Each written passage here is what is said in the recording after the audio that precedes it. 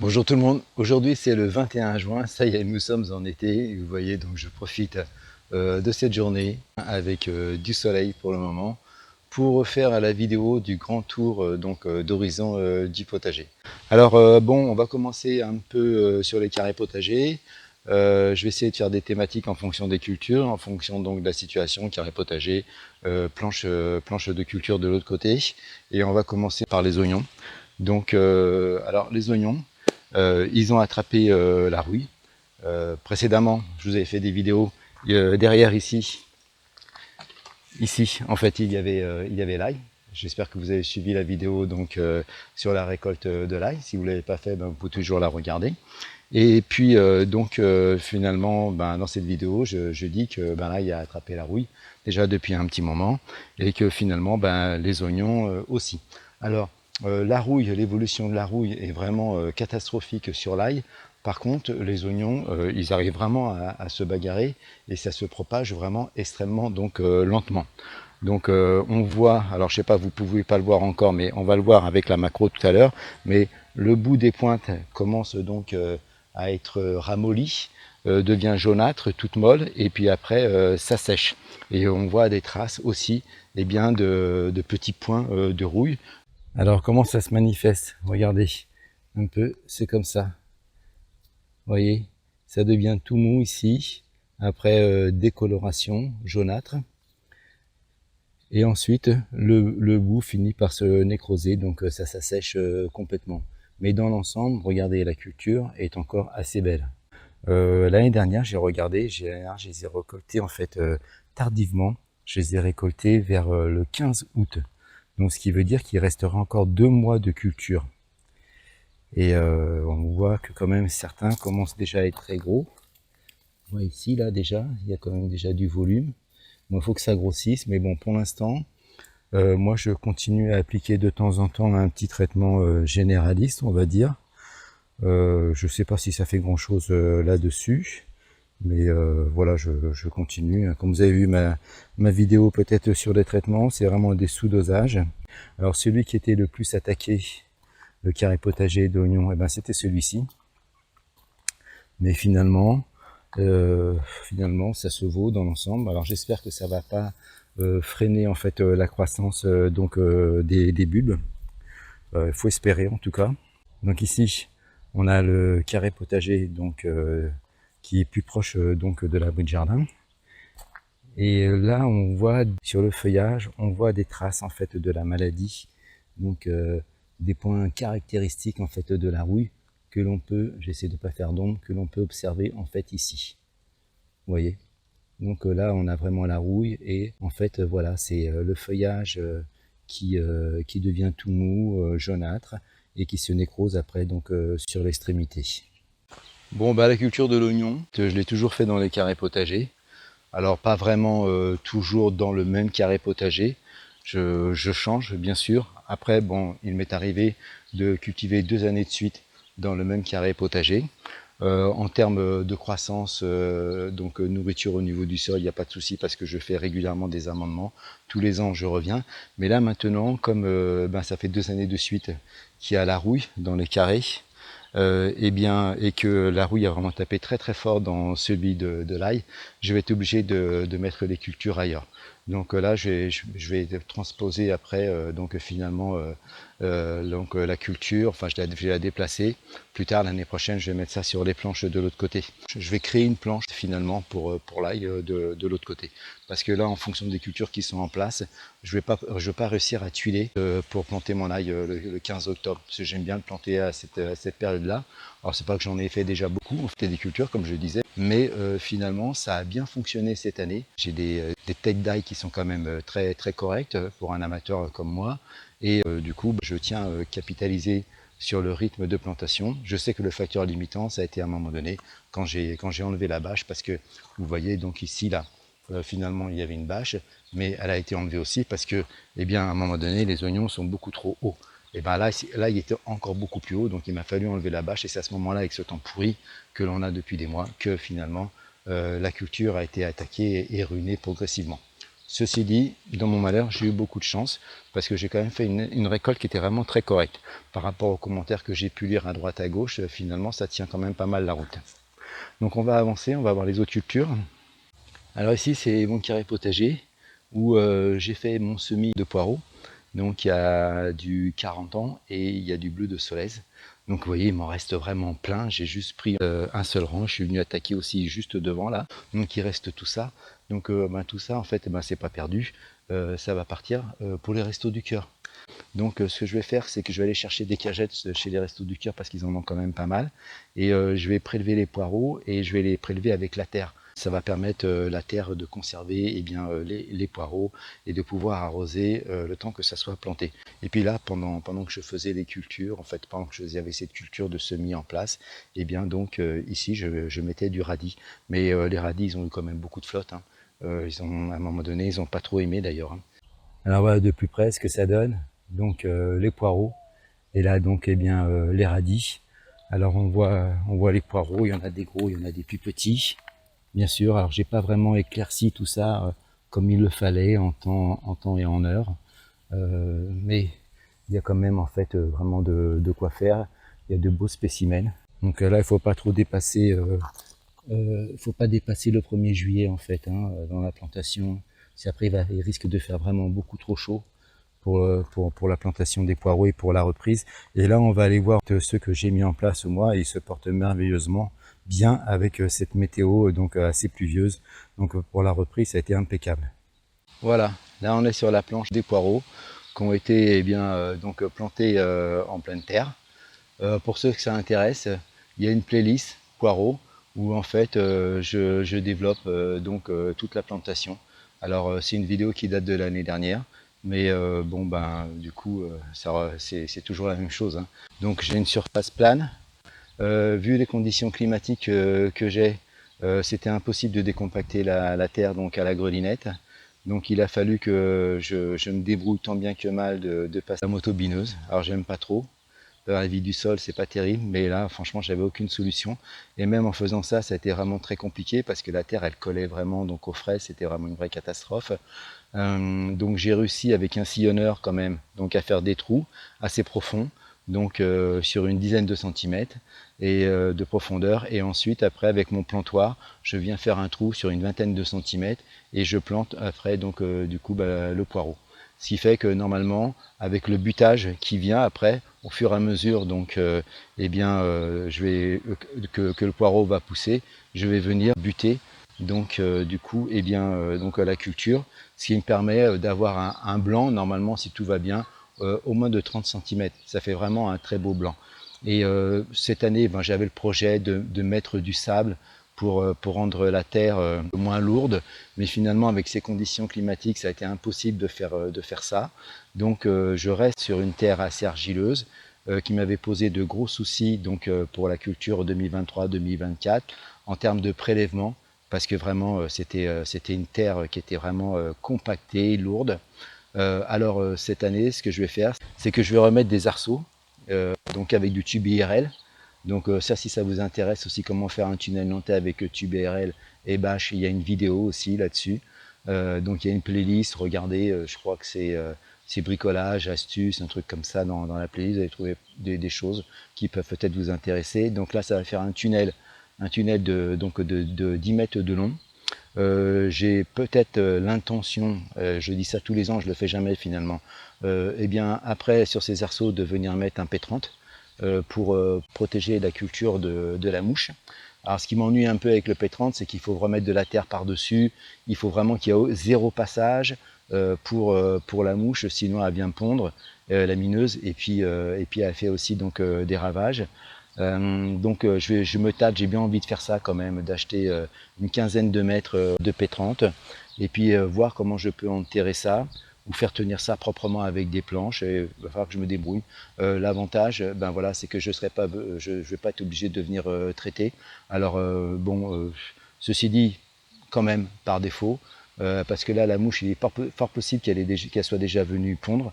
Après il peut y avoir un dérèglement maintenant avec la météo, les températures qui sont complètement décalées. Donc ça peut jouer aussi.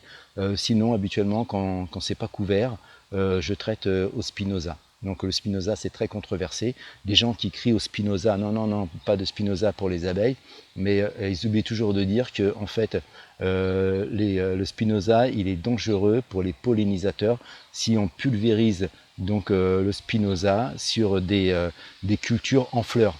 Le poireau, il n'est pas en fleurs. Les poireaux qui sont en fleurs, ils sont derrière moi. Donc il est hors de question, bien sûr, de pulvériser du Spinoza sur ces poireaux-là.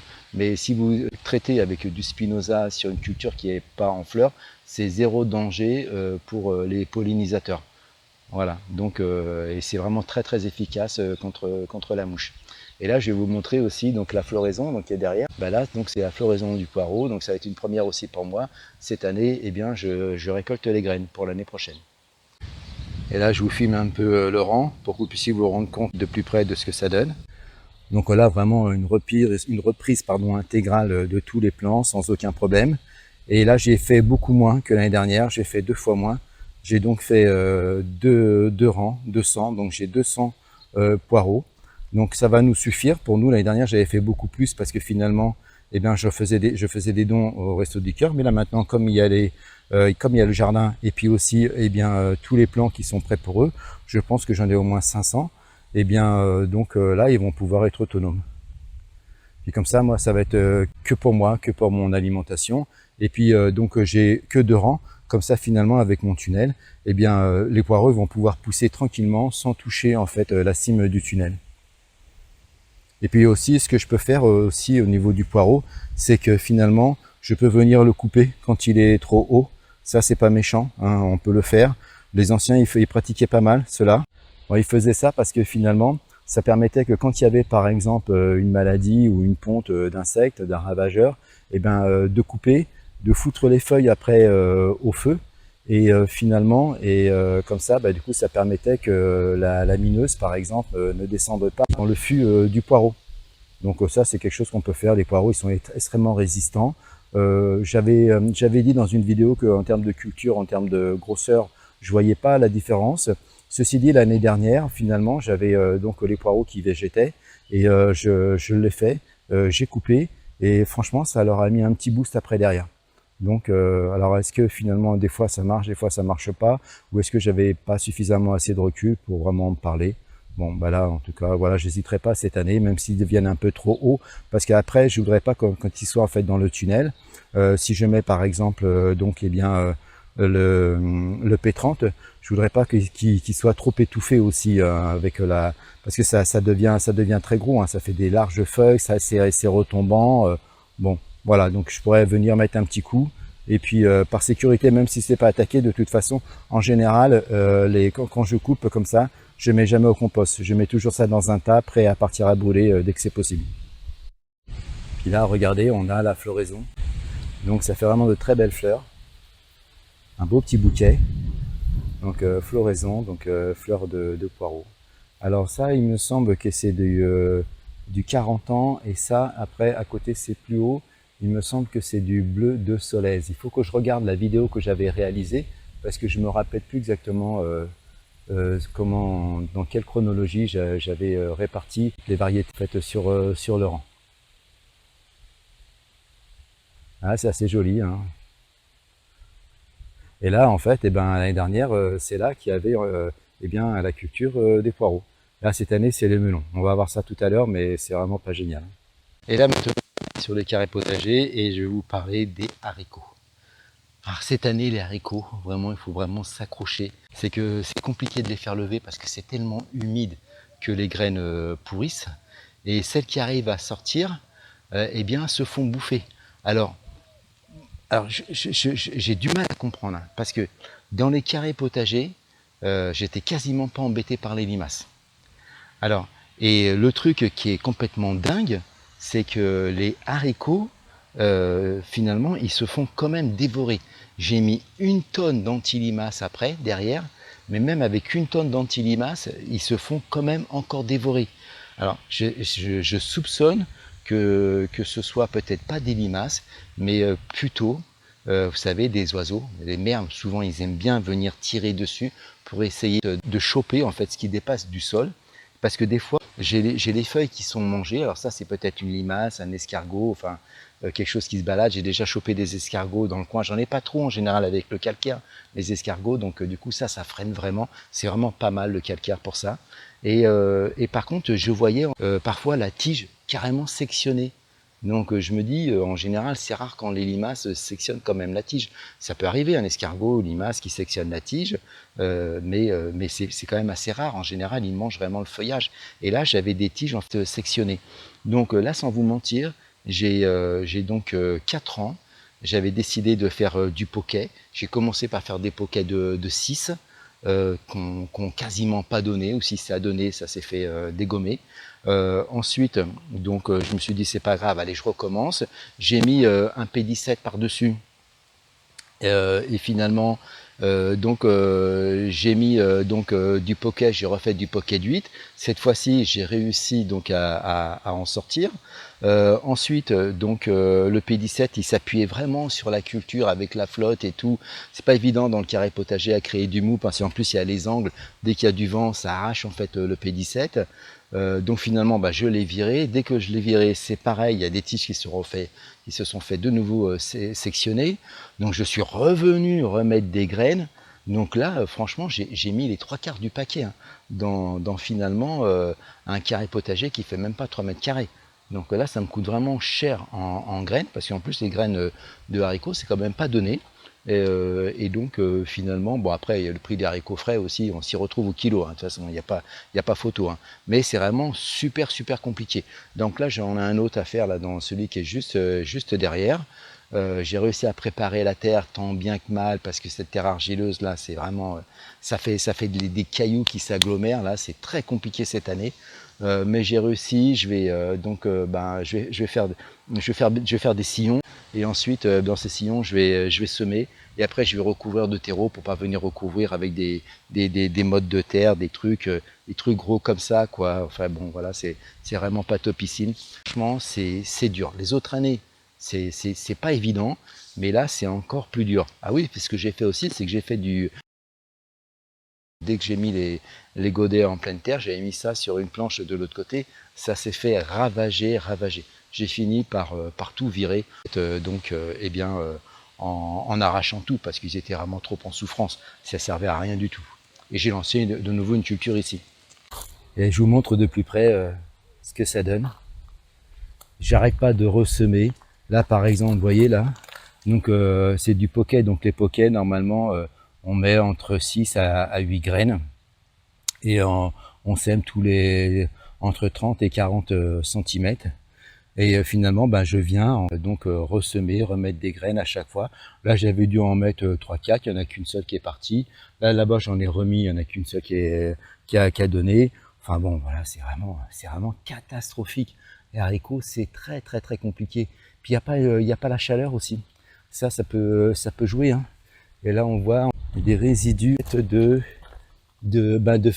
tiges coupées. Vous voyez, ici, tiges coupées. Voilà, ça s'est fait bouffer en moins de 2. Là, il faut que je vire, ça c'est du chien-dent. Et puis j'ai pas mal aussi de petites pousses de tomates, des semis de tomates spontanées. Donc voilà, ça va pas être une bonne année, j'ai l'impression. Ou alors après, ça va donner après derrière. Hein. Mais en tout cas, c'est très énergivore en termes de semences. Voilà, les haricots. Puis après, donc voilà, je vais relancer du semis, ici. On va lancer du semis ici, dans ce carré. Je prends un peu de recul pour vous montrer. Et puis après, dans le carré qui a été libéré, ici, le carré qui a été libéré pour la culture où il y avait précédemment la culture de l'ail. Là, je vais lancer du semis de betterave. Et plus tard, après, il y aura aussi du navet. Bon, et puis là, il y a les tomates, mais je reviendrai tout à l'heure sur les tomates pour faire un zoom spécifique. En attendant, on va se balader sous la casquette. Donc qu'est-ce qu'on voit encore sous la casquette? Il y a donc finalement le basilic que je laisse sous cloche parce que les nuits sont vraiment fraîches. Donc là j'ai déjà fait une cueillette, donc un petit sac en plastique complet que j'ai apporté au Resto du Cœur, ils étaient super contents. Moi, j'en aurai pour plus tard. Là, on a donc le persil qui est vraiment super beau, qui pousse vraiment bien. Hier, on s'est fait une omelette avec de l'ail du jardin, du persil du jardin, alors des champignons, pas du jardin, mais sur le marché de Saint-Acier, on a une petite dame qui vend des champignons et elle va aller chercher, donc ils sont toujours frais, ils sont toujours nickel, ils sont frais et ils sont beaucoup moins chers que chez Leclerc juste à côté. Vous voyez, c'est vraiment très joli, c'est très vert. Alors on en a déjà fait sécher. Et puis là, par exemple, ici, là, vous voyez, je vais vous montrer quelque chose. Et là, j'ai fait une coupe il n'y a pas très longtemps au ras. Et voilà, c'est déjà reparti, ça refait déjà un beau bouquet. Donc là, j'ai vu une vidéo donc d'un maraîcher, plutôt même d'un agriculteur, parce que c'est vraiment des grosses parcelles.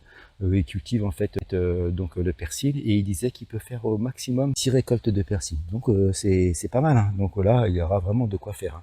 Donc ben, on en consomme frais, c'est vraiment top.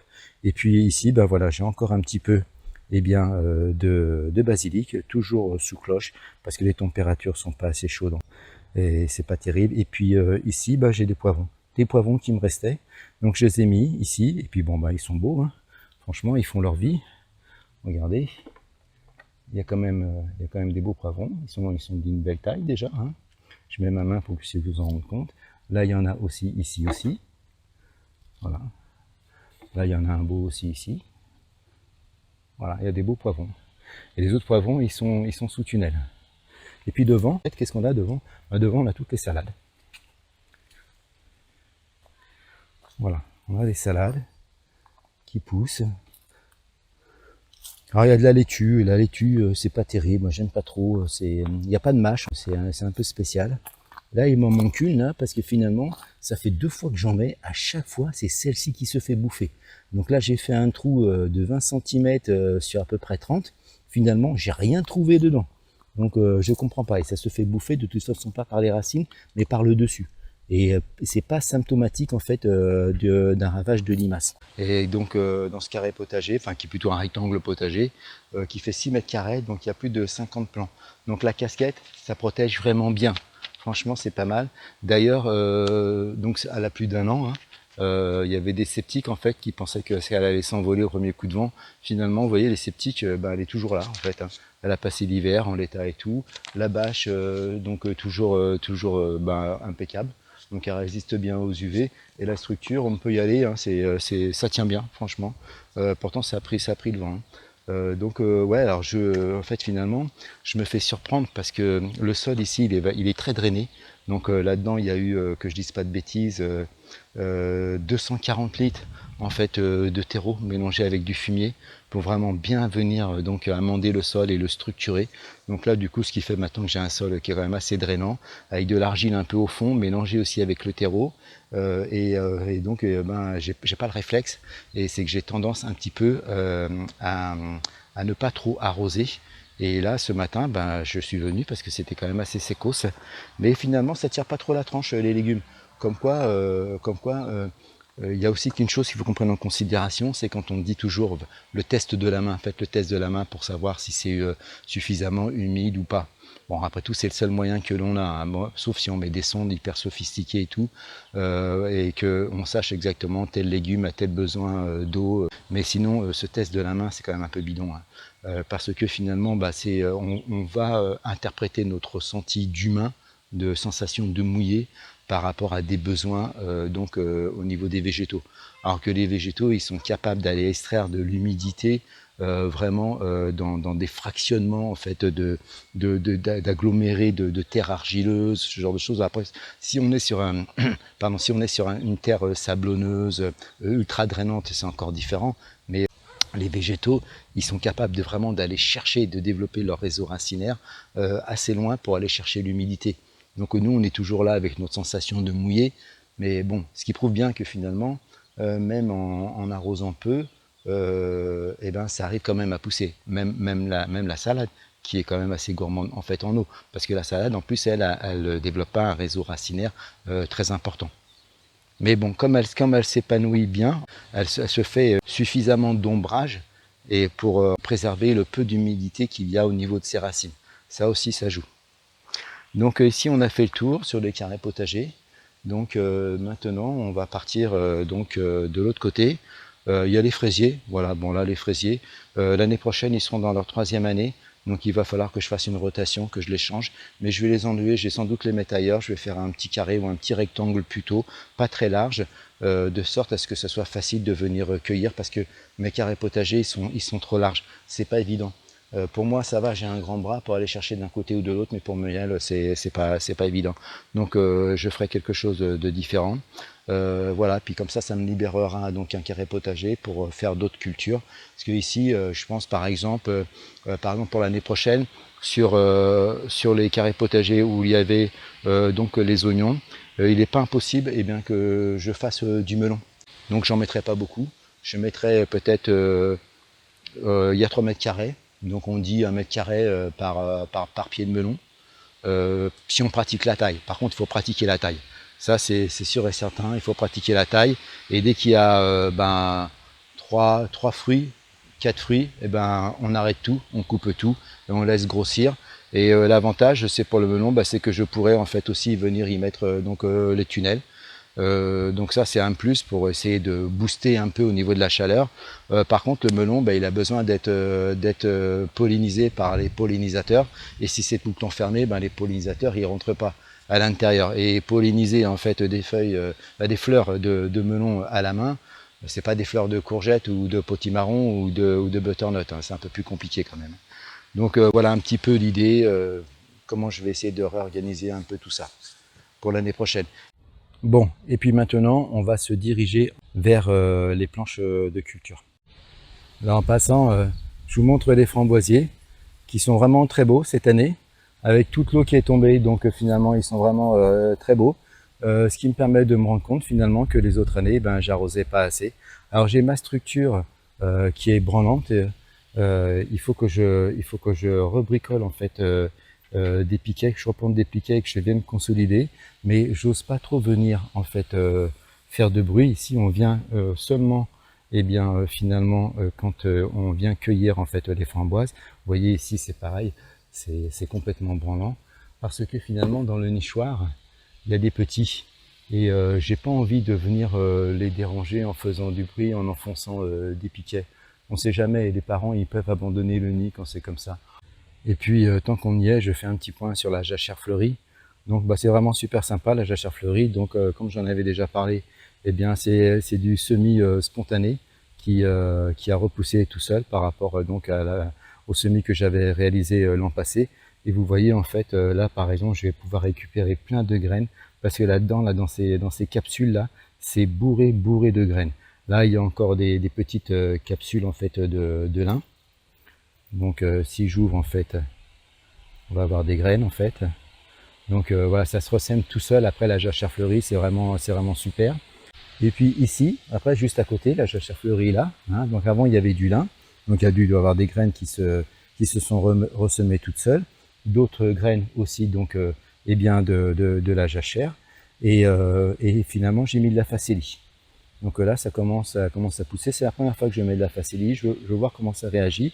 Et puis je réfléchis aussi aux engrais verts. Et puis ici j'ai fait une petite zone qui était toujours en friche, c'était vraiment pas terrible. Donc j'ai récupéré ces petites fleurs là devant, donc j'ai oublié le nom déjà, qui en fait à la base sont là-bas. Et donc finalement ça pousse, on peut faire des boutures après, c'est génial.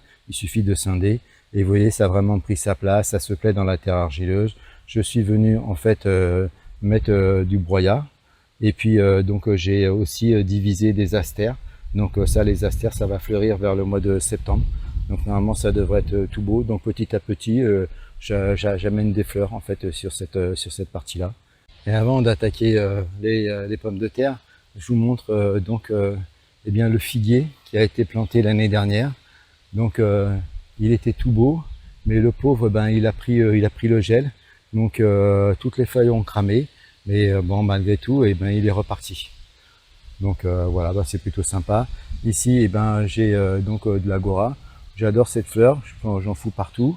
Muriel n'est pas contente parce qu'elle trouve qu'il y en a trop, mais ça pousse tout seul, sans entretien, et c'est en floraison jusqu'au mois de décembre. Donc c'est franchement nickel, et les abeilles adorent. Et puis là-bas aussi, Il y a en fait un mirabellier que j'ai mis en terre aussi. Bah alors bon, mais il a chopé la maladie, toujours, donc mirabelle, ça, j'en avais un en fait, mirabellier, que j'ai gardé 5 ans. Il était toujours malade. Et l'année où il a été le plus beau, où finalement il n'avait pas de maladie, eh bien il y a eu un coup de vent au mois de juin, alors qu'il était en feuilles magnifiques et le tronc il s'est sectionné en deux. Il était plié. Et là on voit, hein, donc il y a des taches noires là qui finissent par faire des trous. Bon, j'ai appliqué du traitement et finalement sur les nouvelles feuilles ça commence à aller mieux. Toujours mon traitement habituel, passe-partout, je le mets partout lui en fait. Et comme je vous disais donc dans la vidéo sur le traitement, usage très raisonné. Et voilà, ici nous avons les pommes de terre. Alors les pommes de terre cette année, mais qu'est-ce que c'est dur pour les pommes de terre. Pourquoi c'est dur? Parce que déjà j'avais fait une plantation précoce sur des pommes de terre tardives. C'était un très gros risque. Donc bien sûr finalement il y a eu du gel, malgré que les pommes de terre étaient vraiment recouvertes d'un épais broyat, mais le broyat n'a pas été même une couche très épaisse, ça c'était pas suffisamment isolant pour empêcher que le gel se dépose sur les feuilles des pommes de terre. Donc les pommes de terre ont gelé. Certaines ont réussi à redémarrer, mais on sent qu'elles ont vraiment pris un gros coup sur la tête quand même. C'est le feuillage, il n'est pas exubérant. En fait, il est vraiment très bas. S'il fait 35 cm au plus haut, c'est vraiment le maximum. Alors, qu'est-ce que j'ai fait? C'est que finalement, tout ce qui me tombait sur la main, des pommes de terre qu'on achète par exemple chez Grand Frais ou chez Lidl de Cheyenne, qui étaient en train de germer, parce que je stocke les pommes de terre. En général, quand on achète les pommes de terre, on achète plusieurs filets. La plupart du temps, pour tout vous dire, on achète pas mal de pommes de terre quand c'est en promo chez Lidl. Ce qui fait qu'après, finalement, il finit toujours par y avoir quelques tubercules qui finissent par germer. Donc là, ce que j'ai fait, appliquer de la cendre, un peu de charbon de bois pour cicatriser sur la partie en fait coupée, pour pas que ça pourrisse. Et j'ai planté. Il y en a certaines qui sont en fait reparties. Et puis il me restait aussi des pommes de terre de la Yona, donc de l'année dernière. C'est pareil, j'ai planté. Certains sont repartis et d'autres non. Pas de maladie sur les pommes de terre. J'ai des traces parfois d'alternariose. Donc du coup, j'applique mon traitement. Mon traitement passe partout.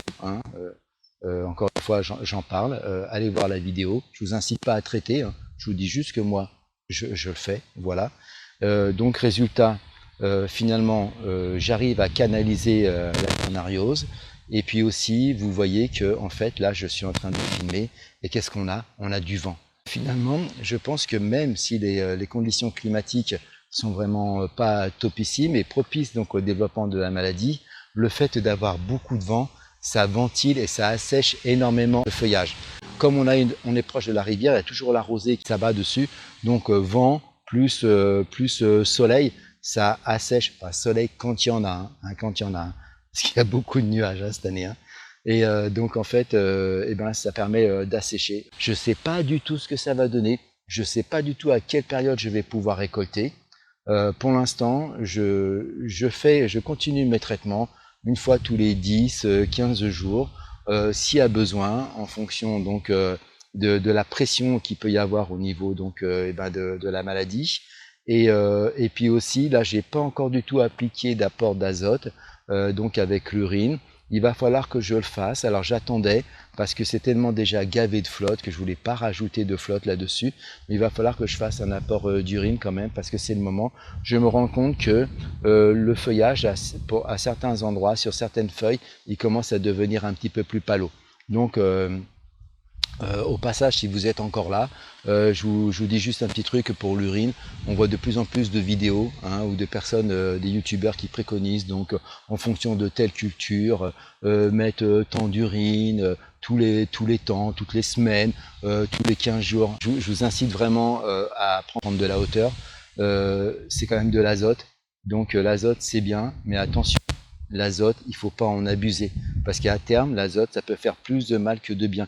Il faut bien se rendre compte que l'azote, c'est un booster qui peut être intéressant quand la culture en a besoin. Si elle en a pas besoin, ça va la forcer à pousser vraiment beaucoup trop vite et ça peut nuire au niveau de la floraison, ça peut nuire aussi à force, si on en met trop au niveau de la production. Bon, voilà, faites attention à ça, il y a un excellent bouquin donc, de Renaud Deloz aux éditions, c'est pas Terra, c'est autre chose, bah, j'ai plus le nom de l'éditeur. Ça coûte, moi je l'ai acheté, je l'ai payé 13 €, franchement ça coûte pas la mort. Au lieu de suivre des conseils qui sont parfois un peu bidons à mon sens, je me permets de le dire, même si je suis un youtubeur, moi aussi je peux dire des conneries. Quand je dis des choses, bah, n'hésitez pas à les vérifier pour voir, hein. Voilà, faites gaffe avec l'urine et l'azote. Je le redis encore, le couple bourguignon, hein, des agronomes, ils ont une réputation énorme. Ils le disent, l'azote, ils considèrent ça, qu'en fait on en abuse. Sur la plante, c'est comme un viol. C'est qu'on pousse la plante à pousser beaucoup trop vite par rapport à son rythme normal. Alors il en faut parce que c'est des cultures, on est dans des cultures d'été, donc un cycle de vie très très court. Donc il faut vraiment optimiser pour que tout se passe bien. Mais attention, n'allons pas trop vite et méfions-nous des phénomènes de mode. Moi je dose à donc 5%. Voilà, donc pour un arrosoir, un demi-litre d'urine. Ouais, là maintenant on va faire un petit zoom sur la culture. Donc vous voyez, hein, le feuillage c'est pas de la folie, hein. Vraiment c'est pas de la folie. Là il y a un peu de floraison, tout va être complètement décalé. Donc si j'arrive à mener une culture sans maladie, avec un feuillage qui se fane naturellement, je vais attendre que celles qui ont été donc plantées plus tard, eh bien, arrivent à maturité.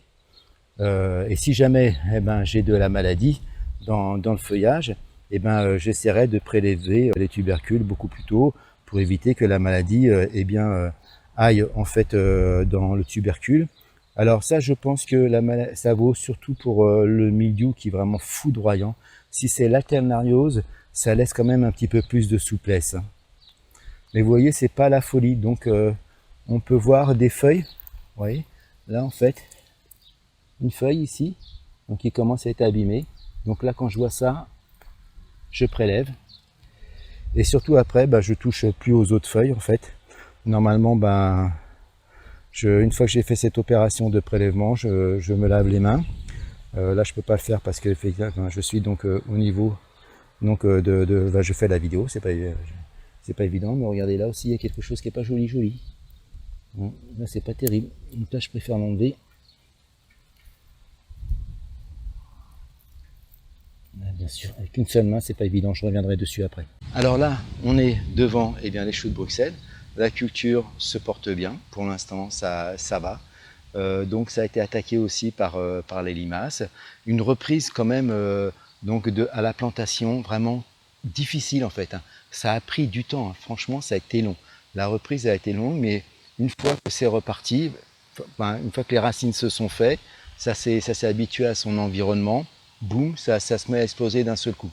Donc ça encaisse bien la flotte, pour l'instant pas de problème. Et puis pour l'instant pas de traces de maladie ou de ravageurs. Bon, surveiller. De toute façon, moi, une des plus grandes qualités, sincèrement, quand on fait un potager, une des plus grandes qualités, c'est l'observation. Il faut être ultra attentif. Ça, c'est vraiment, pour moi, c'est la base, hein. L'observation, c'est vraiment la base pour éviter plein de soucis après derrière. Voilà, bon voilà, la culture se passe bien. C'est une première pour moi. C'est la première fois que je fais du chou de Bruxelles.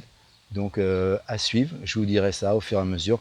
On m'avait dit que mes cannes étaient un peu justes, donc peut-être qu'il faudra que je vienne les renforcer. Je vais voir ça au fur et à mesure de la culture. Et là, je vous fais un petit zoom en fait sur la culture pour que vous puissiez vous rendre compte de ce que ça donne. Et au niveau de la hauteur, je vais me mettre à peu près à l'horizontale. Comme ça, vous pouvez voir. Donc c'est pas mal, hein. Pour l'instant c'est pas mal. Si vous cultivez déjà depuis longtemps le chou de Bruxelles, dites-moi ce que vous en pensez. Moi, comme je vous disais, c'est ma première année. Alors pour l'instant ça va, mais vous savez, ça peut basculer en une semaine, hein. Rien n'est écrit, hein. Et là on est sur la planche de culture des potimarrons et des butternuts. Donc en premier plan les potimarrons. En deuxième plan, les butternuts. Donc production divisée, enfin production plutôt plantation divisée par deux, parce que l'année dernière j'avais planté, j'en avais planté beaucoup trop. On s'est retrouvé avec des quantités énormes de récoltes. Ceci dit, bah, c'était très très bien parce que l'année dernière, comme je vous disais, les Restos du Cœur, ils n'avaient pas en fait leur potager, donc il n'y avait pas de culture. Donc moi, je faisais ça aussi vraiment pour développer aussi donc mes cultures pour les Restos du Cœur. Là, cette année, ben, je leur ai donné beaucoup de plants. J'ai fait autant de plants et je leur ai donné en fait la moitié de mes plants. Donc ils pourront aussi avoir leur propre récolte. Ceci dit, moi, j'en aurai certainement de trop et j'en donnerai aussi au Resto du Cœur ou soit au Secours Populaire aussi. Alors, donc, ça a mis du temps à démarrer, hein. Franchement, ça a mis beaucoup de temps. Toujours cette phase, en fait, quand on plante, ça prend du temps. Puis c'est surtout qu'il manquait tellement de soleil. Donc j'ai vu que finalement, que dès que le soleil est arrivé, les végétaux ont fait beaucoup plus de photosynthèse, ils ont pu produire plus de sucre. Donc d'un seul coup, ça a vraiment été boosté. Voilà, donc l'idée c'est que les potimarrons, donc ils sont orientés plein sud, de sorte à ce qu'ils puissent en fait pousser vraiment dans la prairie, et que après donc les butternuts puissent s'éclater un peu plus en fait sur la planche qui est donc recouverte d'une bâche tissée. Alors parce que les potimarrons, ils ont un feuillage qui est beaucoup plus important. Les butternuts, l'année dernière, les butternuts s'étaient fait un peu envahir. Donc j'ai mis beaucoup plus de butternut parce que le butternut se garde vraiment beaucoup plus longtemps. Contrairement au potimarron, c'est vraiment compliqué de garder le potimarron, hein. Même j'essaye de le garder dans de bonnes conditions, c'est vraiment pas simple. Donc ce qu'on fait en priorité, c'est qu'on mange le potimarron. Après, on se fait des plaisirs aussi avec le butternut, ça c'est sûr. Là, je me suis fait une petite recette spéciale pâte avec du poulet au barbecue. Donc moi j'ai un barbecue à gaz qui fait une partie grille, une partie plancha. Donc je fais une sorte de marinade avec mon butternut, donc avec des épices, de l'huile, un petit peu de miel et tout. Et donc finalement je mets ça à cuire sur la plancha, et en même temps je fais cuire le poulet. Et comme j'ai la cloche qui se referme, et ben avec la fumée du poulet, ça parfume ça. Petite parenthèse, c'est une tuerie. Essayez, vous allez voir, vous m'en direz des nouvelles. La prochaine fois que je le refais, si ça vous intéresse, je mets la recette. Et ben voilà, donc du coup ça pousse maintenant, ça y est, c'est parti. Il y a eu aussi un peu un apport en urine, toujours même dosage, hein, à 5%. Et voilà, ça fait sa vie. Donc tant que finalement le feuillage reste beau, vert comme ça, je ne fais zéro apport en urine. C'est pas la peine. Le feuillage il est beau, c'est pas la peine de voir que ça explose 2 fois plus vite. Je charge pas en azote. La plante elle va prendre son temps pour pousser. Si jamais j'ai des signes, donc éventuellement carence en azote, dans ce cas-là, l'urine, oui, ça intervient. Et là, ici, on a donc les claustras, et derrière les claustras, eh bien, donc, ce sont les concombres. Donc là, il y a du concombre qui est en train de pousser. Pareil, concombre, alors lui, il a mis vraiment beaucoup de temps. Et là, lui, par contre, pour le booster, j'ai dû lui faire un dosage un peu plus fort, donc un dosage à 10%. Et parce qu'il végétait vraiment de trop, feuillage vraiment jaune, j'ai cru que j'allais les perdre, donc à 10%, et en 15 jours, boum, ça l'a fait démarrer. Donc là, je pense que ça va être pas mal. Alors pourquoi aussi il a davantage souffert? Parce que ici, c'est une zone en fait donc qui n'a jamais été cultivée. Donc j'ai décoffré, j'ai enlevé la terre à la pelle et j'ai mis énormément de compost. Et le compost, peut-être qu'il n'était pas assez composté, pas assez mûr encore, et peut-être finalement qu'il y a pu y avoir une forme de petite fin d'azote, ou soit le compost contenait pas suffisamment d'azote. Donc là, ça a aidé, et ça a vraiment permis de bien démarrer. Après, pour ceux qui suivent la chaîne, vous connaissez mes amendements, hein, c'est fumier de cheval, un peu de terreau aussi pour alléger le sol. Pas de viande de poule cette année parce que j'ai trouvé que c'était trop cher, comme je vous l'avais dit. Et finalement, pour l'instant, ça a l'air de fonctionner sans la viande de poule. Donc, à voir.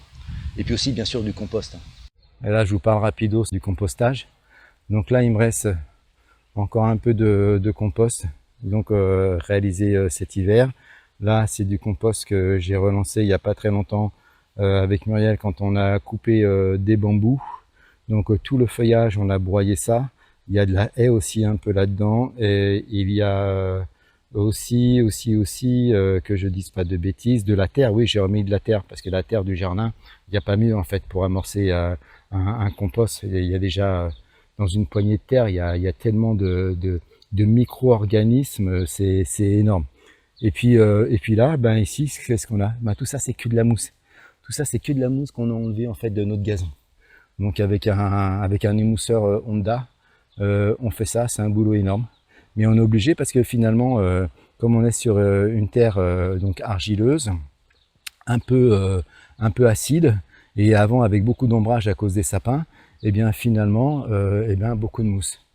Donc voilà, donc là je laisse la mousse en fait composter, et après quand on l'aura vraiment diminué, je vais voir pour l'emmener ça à la déchetterie, ça fera moins de voyage.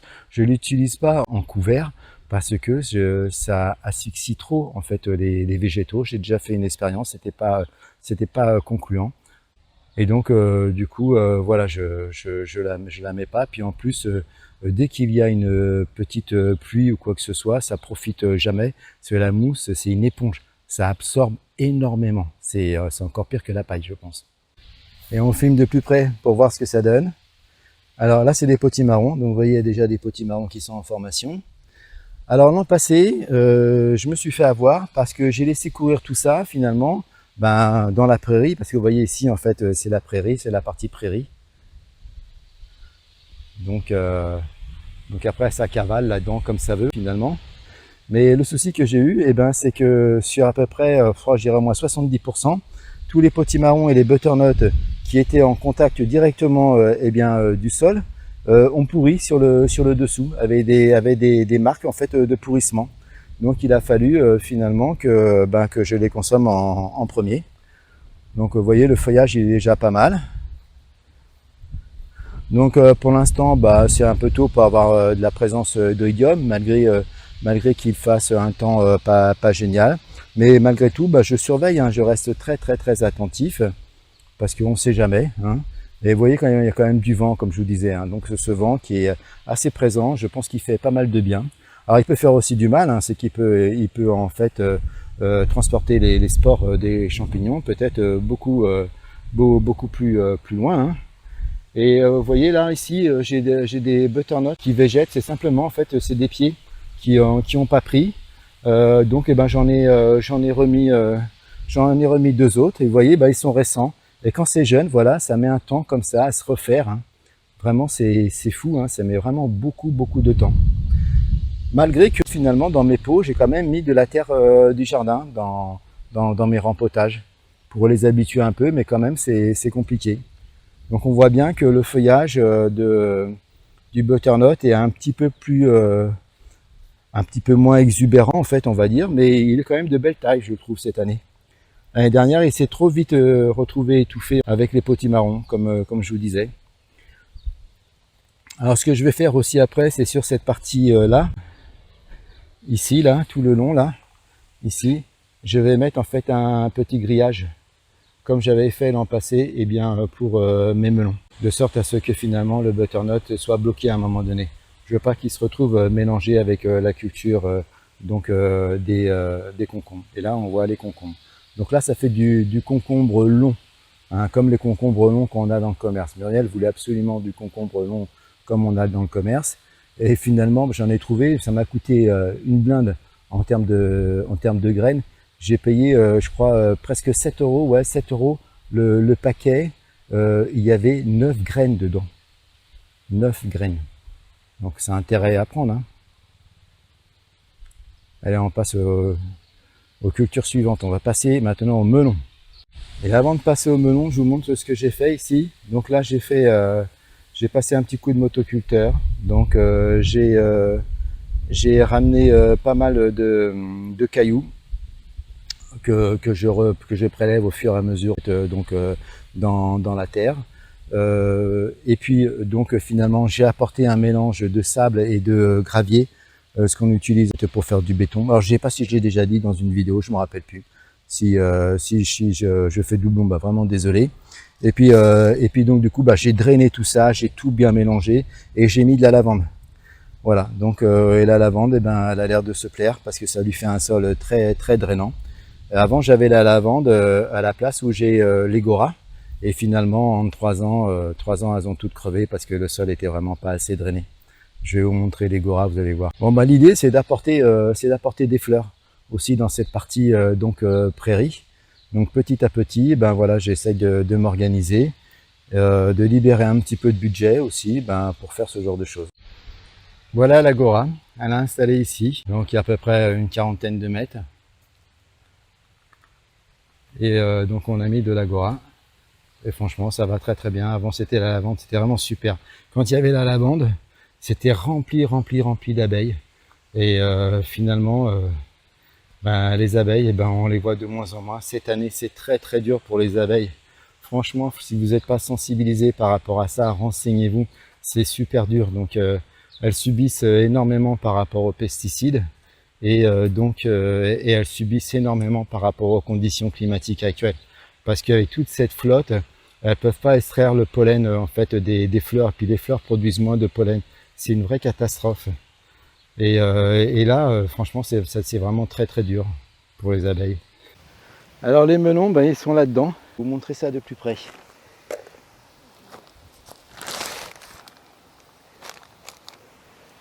Alors je fais tenir moi tout simplement avec des pinces à linge en bois. Parce que le plastique, ça aime pas les UV. Donc ça casse en moins de 2. Le bois, ça résiste.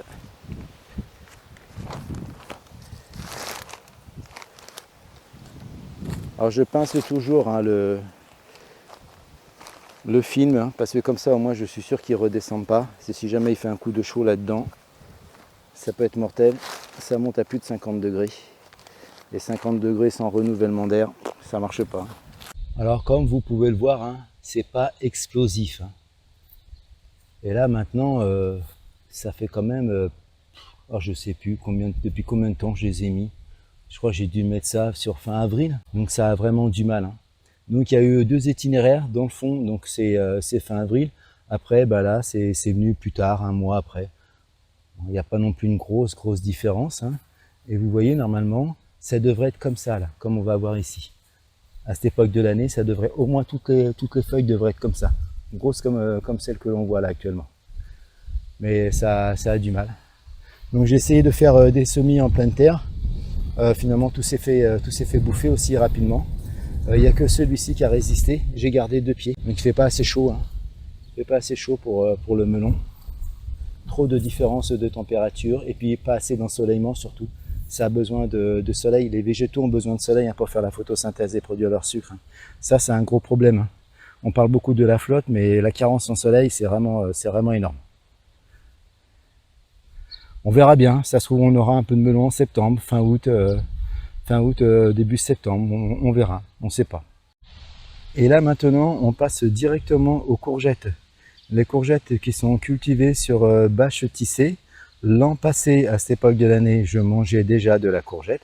On avait déjà depuis longtemps fait notre première récolte. Je crois que notre première récolte, elle était sur fin mai. Alors pourquoi aussi, je vous dis tout, il faut être honnête, c'est que l'an passé, la courgette, elle était cultivée sur bâche tissée et avec un tunnel nantais. Et là, cette année, vu leur emplacement, j'ai pas pu installer le tunnel. C'est à côté des tomates et ça m'aurait empêché en fait de passer. Donc il y a 6 pieds et il me reste encore de l'emplacement pour faire un deuxième itinéraire. Et donc là, je vais tenter le semis en pleine terre. Et vous voyez, j'ai déjà une ligne prévue d'arrosage avec du perlant. Donc j'ai mes câbles qui passent en dessous et tout. Donc après j'ai du perlant qui passe en dessous, mais j'ai pas eu besoin de l'alimenter parce que pour l'instant il y a largement de quoi faire en flotte.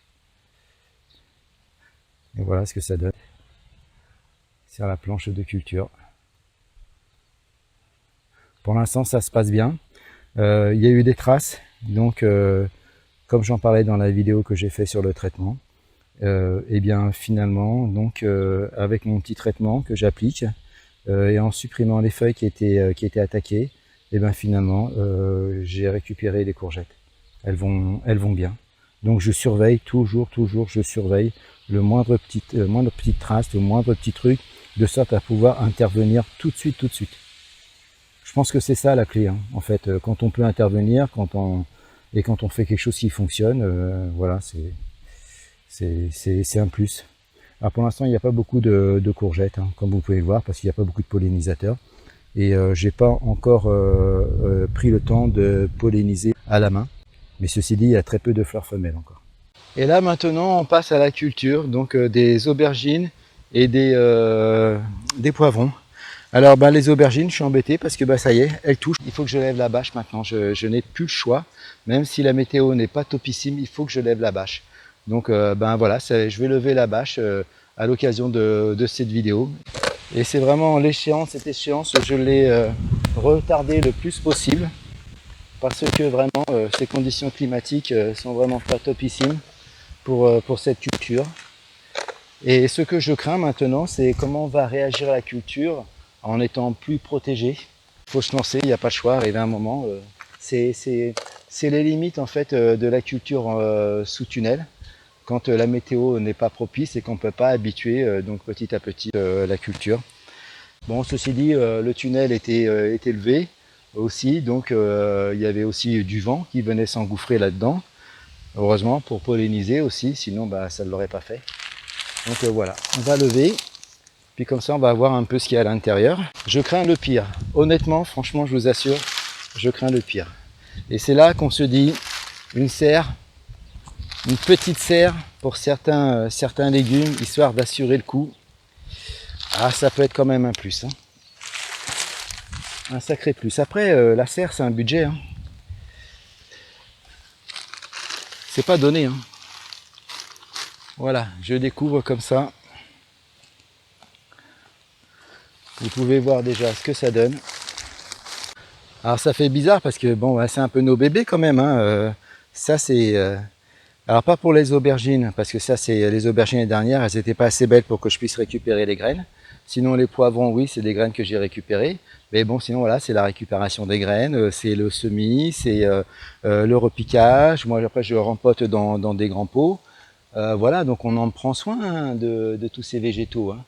Et forcément, quand on les livre comme ça aux intempéries, après, c'est de l'inquiétude, Parce que moi, comme je dis toujours, hein, je fais un potager, alors pour le plaisir, bien sûr, mais aussi surtout dans le but de me nourrir, hein. Donc le but premier, moi, le potager, c'est vraiment me nourrir, et me nourrir sainement. Ne pas acheter mes légumes dans le commerce, je ne sais pas d'où ils viennent, et puis même quand c'est cultivé en bio, de toute façon, déjà ça coûte une fortune. Et puis j'en parlais dans la vidéo des traitements, hein, même en bio, ils font du traitement, hein, de toute façon c'est leur gagne-pain, hein, donc il ne faut pas passer à côté, hein. S'il y a de la maladie, s'il y a de la pression, ils sont obligés de faire du préventif, hein. Et puis comme je disais aussi, peut-être pas forcément avec des produits qui sont accessibles pour nous en tant que particuliers dans le commerce, hein. Donc voilà, c'est pour ça que moi, comme je dis, je préfère faire mon petit traitement à moi, sous-dosé, pépère. Et puis je vois ce que ça donne. Donc là je suis en train d'essayer d'enlever le thermomètre connecté parce qu'il n'est pas donc étanche. Il ne peut pas rester donc soumis aux intempéries. Donc je le prends, je l'enlève et ça me permettait de prendre la température à l'intérieur des tunnels. Alors je vais faire un zoom pour vous montrer tout ça. Et en vous montrant le zoom, je vais vous expliquer un petit peu ce que j'ai fait là-dessus. Les amendements qu'il y a eu. Donc voilà, nous y sommes. Alors là, on voit donc du poivron. Ça, c'est du poivron rouge. Alors, les poivrons sont déjà bien formés, hein. Vous voyez, il y a déjà de beaux poivrons. Ah, ils sont pas très hauts encore, hein. Mais dès le départ, il y en a certains qui n'étaient pas très hauts, en fait, finalement. Mais voilà, il y a du poivron. Pour l'instant, ils sont beaux. Vous voyez, il y a un petit peu de bleu, hein. Ça, je me cache pas, hein. Ça, c'est comme je le dis dans la vidéo du traitement, hein. Eh bien, je mets un tout petit peu de bouillie bordelaise sous-dosée. Alors là, comme c'est sous abri, forcément, il n'y a pas besoin de revenir plein de fois, hein. C'est pas rincé par la flotte, hein. Donc ça reste en place. Et là, il y a le poivron. Si vous suivez la chaîne, vous devez savoir de quoi je parle. Puis sinon, ben, tant pis. Soyez curieux et allez voir ça. Et là, qu'est-ce qu'on voit? Ben, on voit qu'il y a de l'aubergine aussi déjà. C'est pas mal. Les aubergines, vous voyez comment elles sont belles. Hein. Donc la taille, c'est haut, hein, ça fait plus de 60 cm largement déjà. Hein. Alors sur les aubergines, j'ai eu un souci. J'ai eu un souci à un moment donné. J'ai eu les feuilles qui commençaient à être malades. Ben, on voit une trace en fait, comme celle-ci, vous voyez, par exemple. Ben, ça, en fait, je prélève tout de suite, j'évacue, et en fin de compte, ben, ça s'était propagé. Et ce que j'ai fait un traitement à base d'une décoction d'ail, hein, donc une dizaine de gousses d'ail dans 1 litre d'eau. Toujours ce rapport, vous savez, 1/10, hein, totalement empirique. Hein, donc, et finalement, donc j'ai fait bouillir, enfin j'ai fait chauffer l'eau. Je l'ai monté à ébullition. Ensuite, j'ai mis eh bien les gousses d'ail que j'avais coupées très finement déjà. Je vous montre les poivrons, coupés très finement. Et puis ensuite, donc j'ai laissé ça macérer une bonne heure, peut-être même un peu plus, peut-être même 2 heures. Ensuite, j'ai tout passé dans un mixeur, parce que c'était très ramolli, j'ai tout passé dans un mixeur, vitesse à fond, ce qui fait qu'après, bah, j'ai pu pulvériser ça. Donc avec 1 litre de cette potion, j'ai pulvérisé donc, sur tout le feuillage des aubergines. Et ma foi, ça s'est arrêté. Ça s'est arrêté. Enfin, toutes les feuilles qui ont été enlevées, après, j'ai pas eu de nouvelles feuilles contaminées. Alors celle-ci, peut-être que je suis passé au travers, mais finalement, bah, je touche du bois pour l'instant. Peut-être maintenant, en ayant débâché, bah, ça y est, ça va revenir pleine barre, parce qu'il va y avoir de la flotte, c'est sûr, dans les jours qui suivent, il y a de la flotte sur moi. Donc vous voyez, donc ça se porte bien. Il y a déjà donc bah, des fruits hein, sur les plantes. On voit encore ici la petite aubergine. Hein. Donc ça c'est de la longue, hein, de la violette. Pour l'instant, jusqu'ici tout va bien.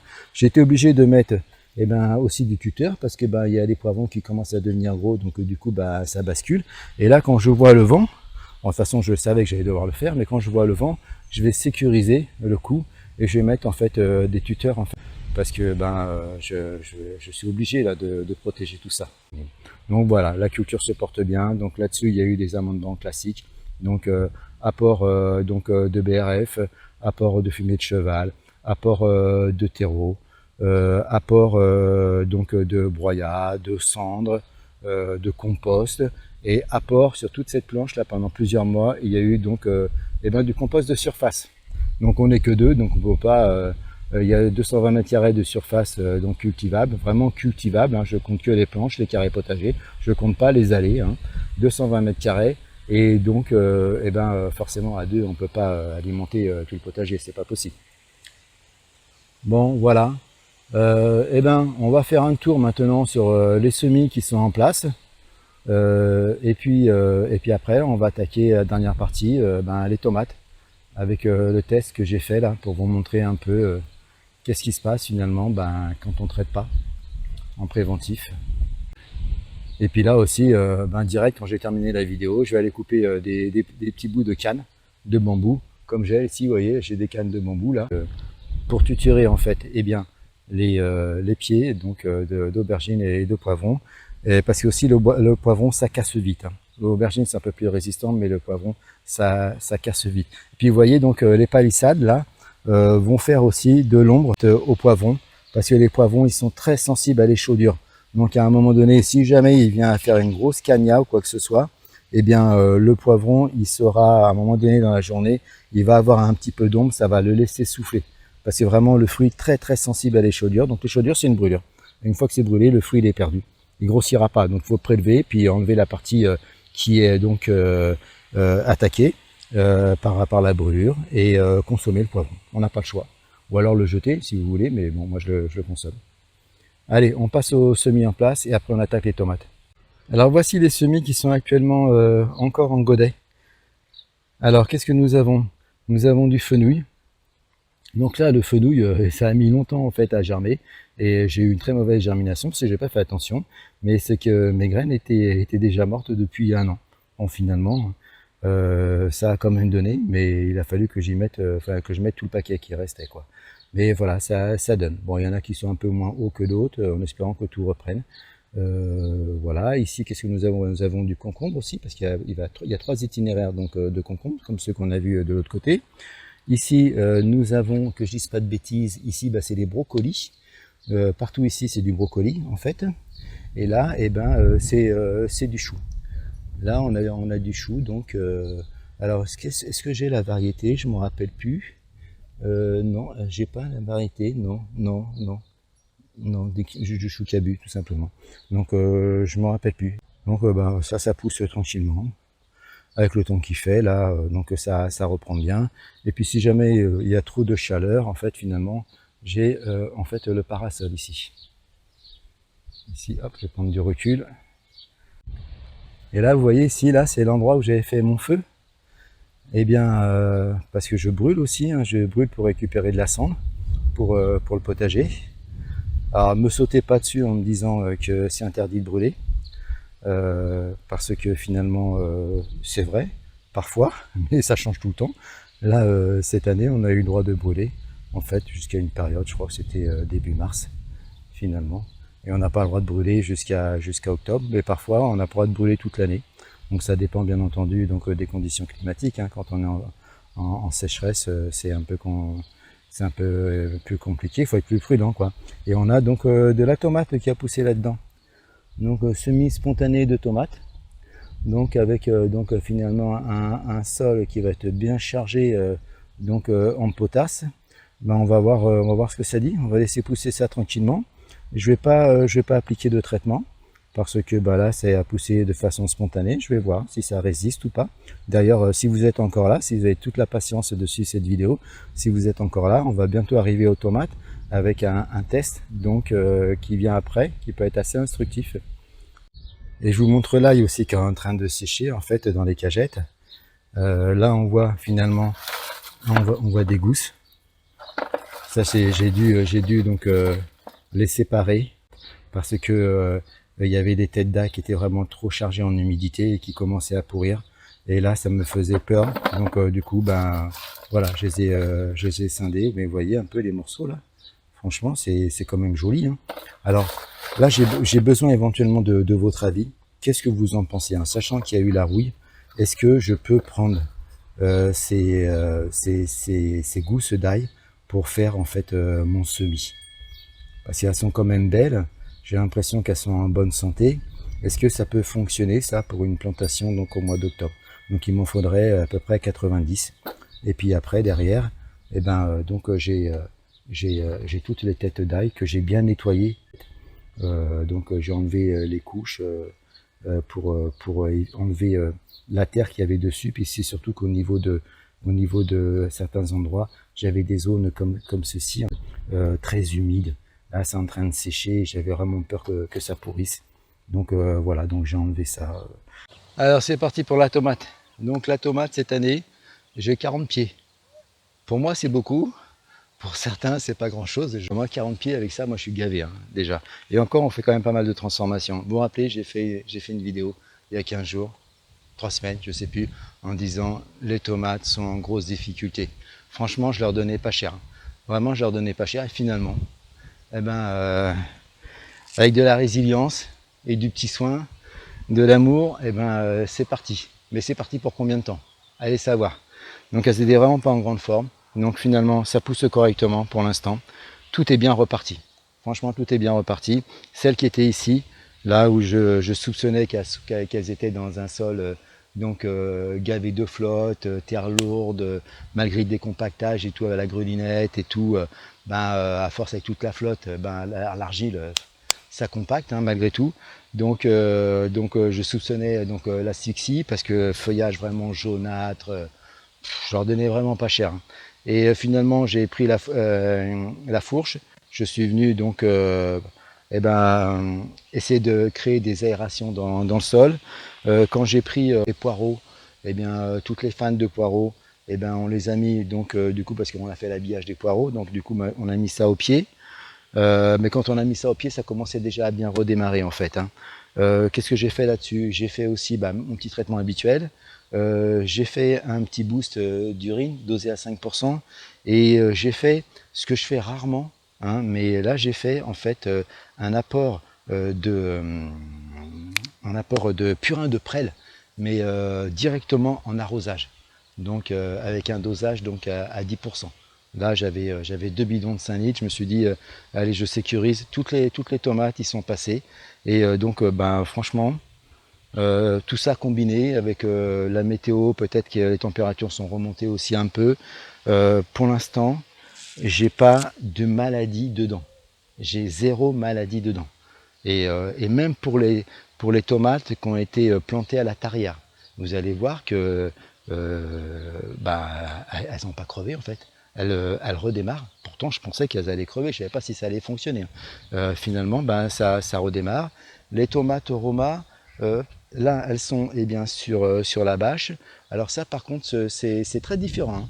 Donc, on va avoir du volume plutôt sur cette partie-là. Et puis, dans le fond, plus on va dans le fond, plus c'est rikiki.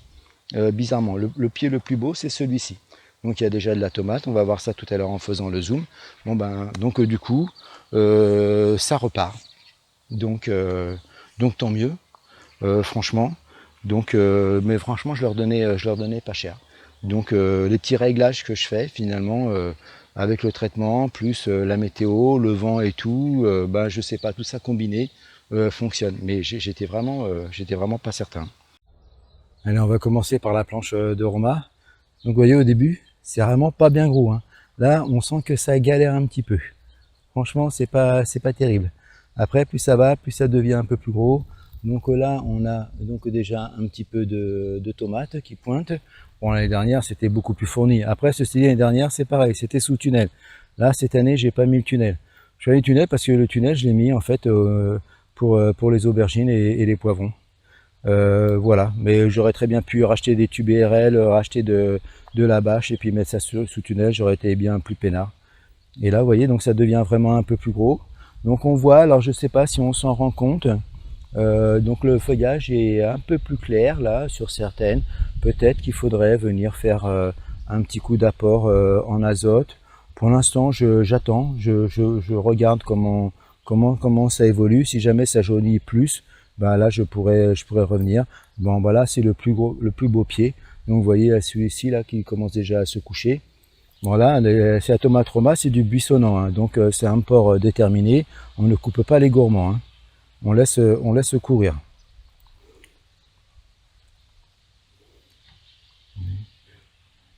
Donc ça fait son petit bonhomme de chemin.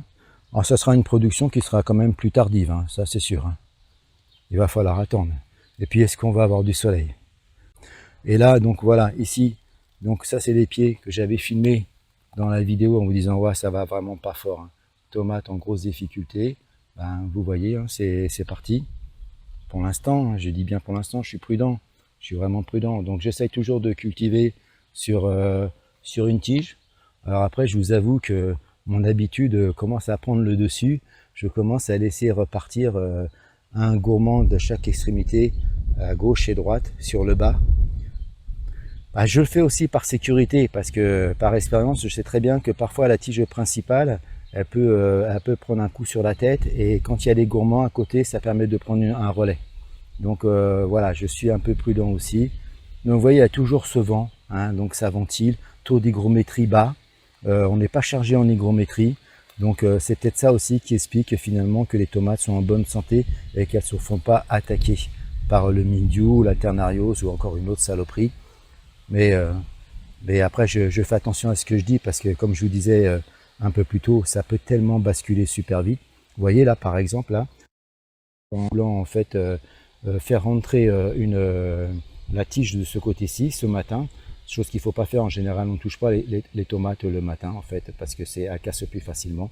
Bon, ben, voilà, j'ai été parti pour palisser un peu et finalement, je l'ai cassé. Donc heureusement, j'ai un gourmand qui est ici, que j'avais pas touché, ben, il va partir, il va faire prolongement de la tige. Donc voilà, ça peut être utile les gourmands en fait quand on les laisse aussi parfois pour permettre un démarrage. Alors là c'est le pied le plus beau. Et c'est quoi déjà cette variété? C'est raisin vert. Raisin vert, ma première année de raisin vert.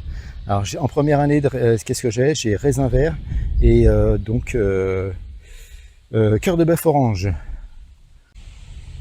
Donc ça pousse bien pour l'instant.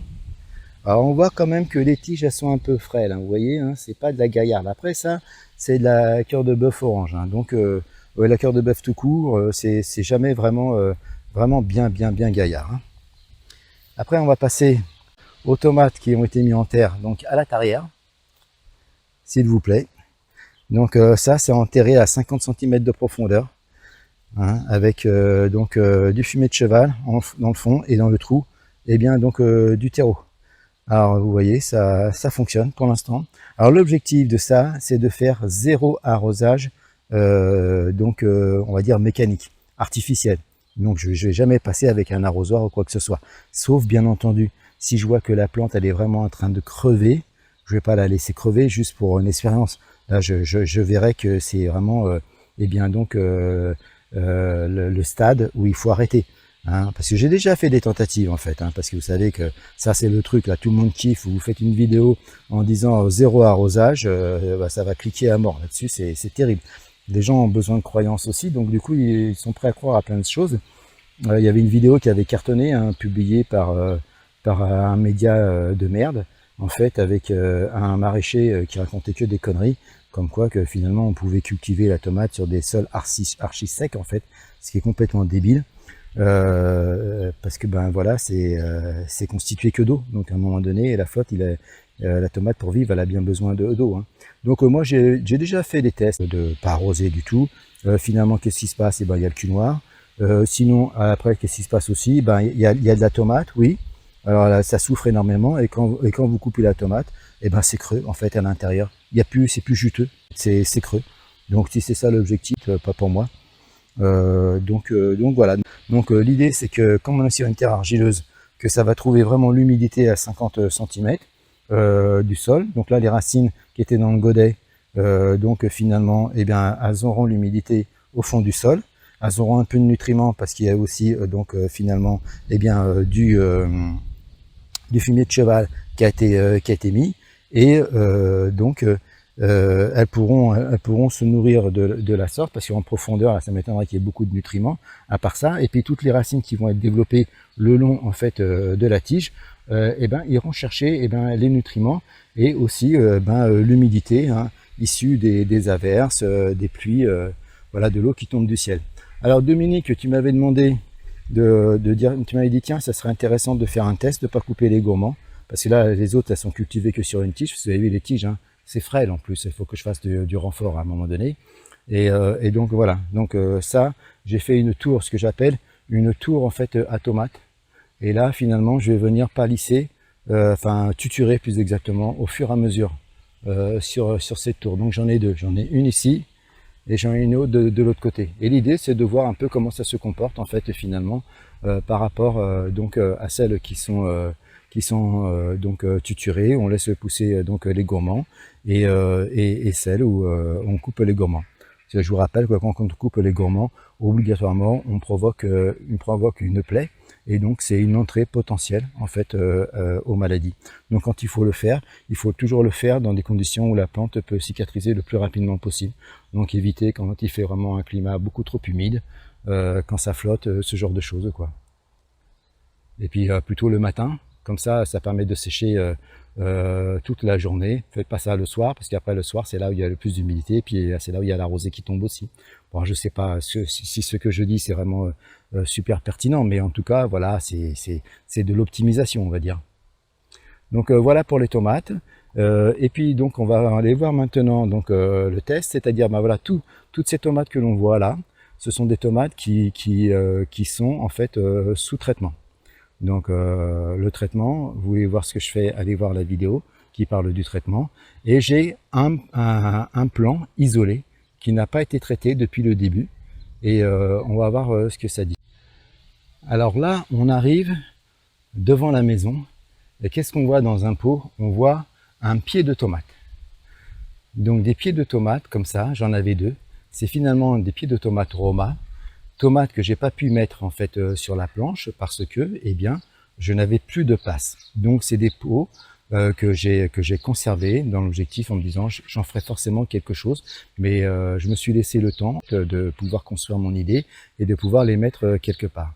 Ensuite, finalement, quand j'ai commencé donc à gamberger et que c'est venu, je me suis dit ben voilà, je vais en mettre un. Donc finalement dans ce pot avec ce pot qui avait déjà reçu une culture de poivron l'an passé. Donc là, j'ai refait les amendements classiques. Et donc, je me suis dit, j'ai mis un peu de terre de jardin aussi pour alourdir un peu, pour que ça soit un peu plus lourd et que l'argile garde aussi, et bien finalement, plus l'eau pour éviter d'arroser souvent et donc de lessiver. J'ai mis aussi une petite tour, comme ça donc finalement la tomate est maintenue en place et cette tomate là donc elle a un traitement. Donc elle a le même traitement que les autres tomates, hein. Donc vous voyez, elle est en pleine forme, elle est vraiment magnifique, tout va bien pour elle. Donc en plus elle est isolée, donc finalement elle risque pas d'être contaminée par ses congénères, si jamais il y a un autre plant qui est malade. Mais vous voyez, c'est vraiment très joli, c'est vraiment très beau et ça pousse merveilleusement bien.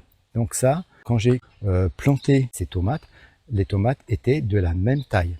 Et rappelez-vous, pour ceux qui suivent la chaîne, c'est quand j'ai fait la vidéo en vous disant mes tomates sont en grosse difficulté, je vous montrais la différence avec une tomate qui était en pot, qui avait été gardée en pot et pas mise en pleine terre et qui poussait mieux. Donc je vous avais dit, j'ai 2 plants comme ça. Donc j'ai 2 plants. Donc j'avais 2 plants. Donc il y en a un qui a été mis là, donc avec les traitements, et il y en a un autre qui a été mis de l'autre côté, qui a été isolé volontairement.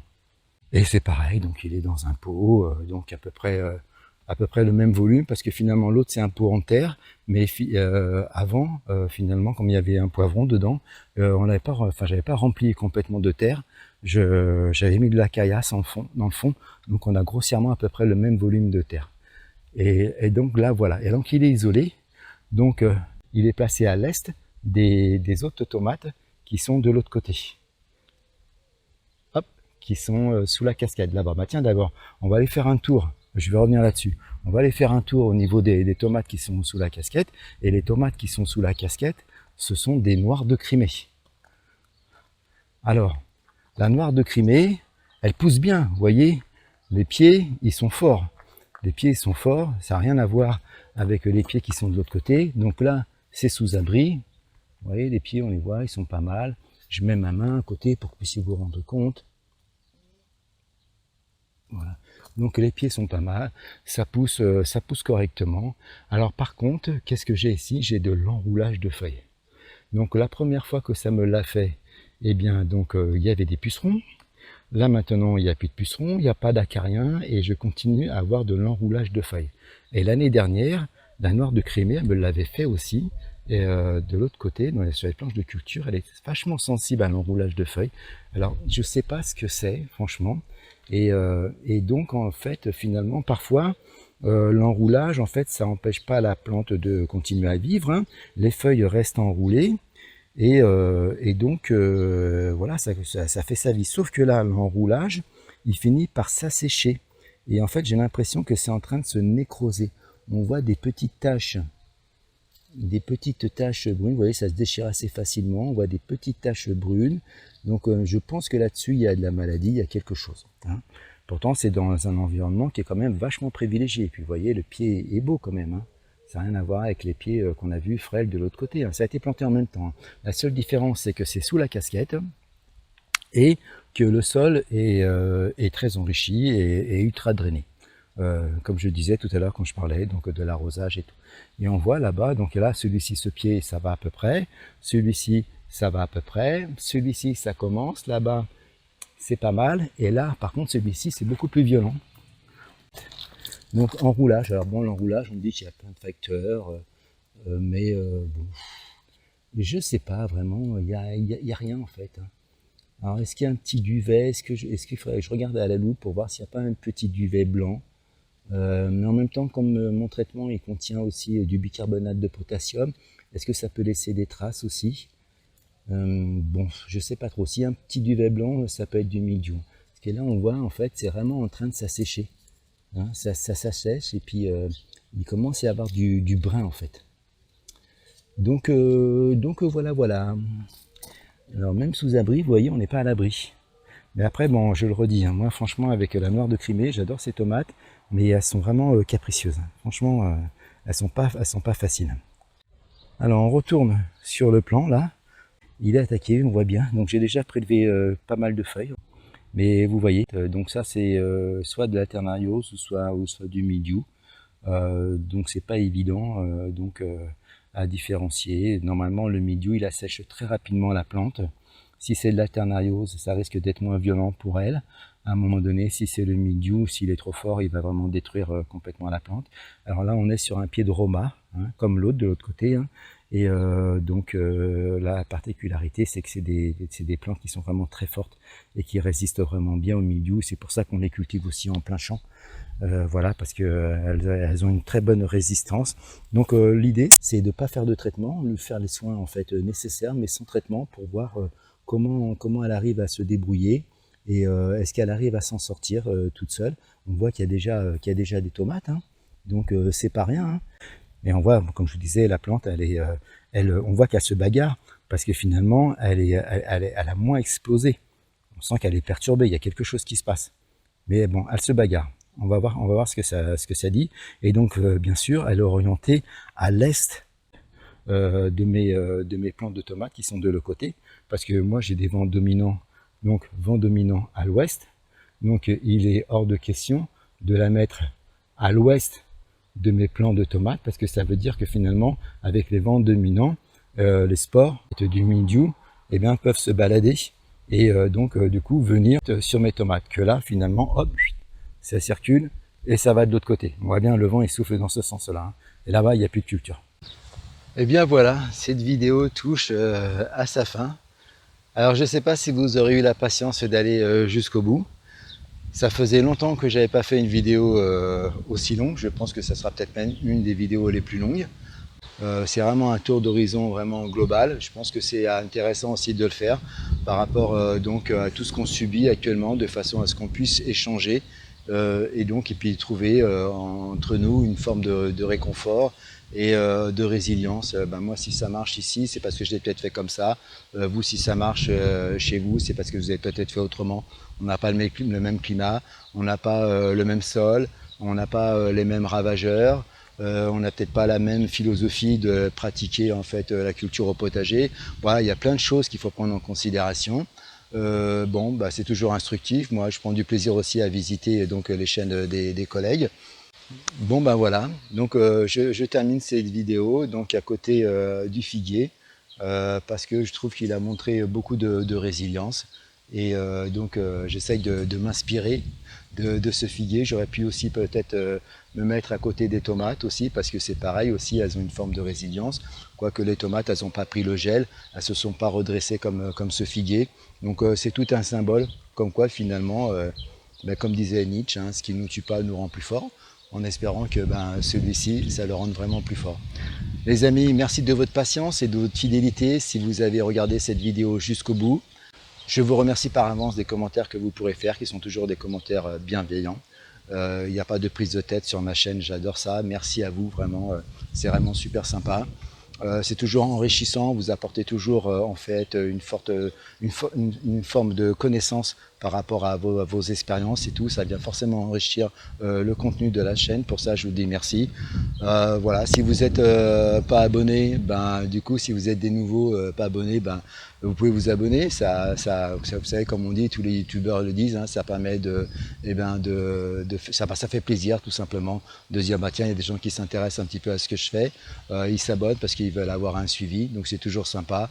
Un petit like aussi, c'est toujours sympa. Et puis aussi, c'est toujours bien pour faire remonter toutes ces histoires d'algorithmes. Parce que vous savez, sinon on reste enfermé, surtout nous les petites chaînes, les gars comme moi dans les petites chaînes. Donc voilà, je vous remercie tous parce qu'à travers vos témoignages, à travers vos likes, à travers vos visionnages, vous permettez à cette chaîne de continuer et de me montrer aussi votre intérêt. Et pour moi, c'est moteur en fait pour continuer. Parce que comme je disais à un moment donné, j'avais un petit coup de mou et ça prend vraiment beaucoup de temps à faire des vidéos. Et puis j'ai surmonté cette étape et voilà, j'ai réussi à revenir. Bon, j'espère que ça vous intéresse toujours autant. Vous avez le droit de liker en haut et en bas si ça vous intéresse pas. Et puis il peut y avoir de la contradiction. Moi je suis pour, il n'y a pas de souci. Je vous dis ciao, rendez-vous à une prochaine vidéo et à bientôt. Ciao, bye.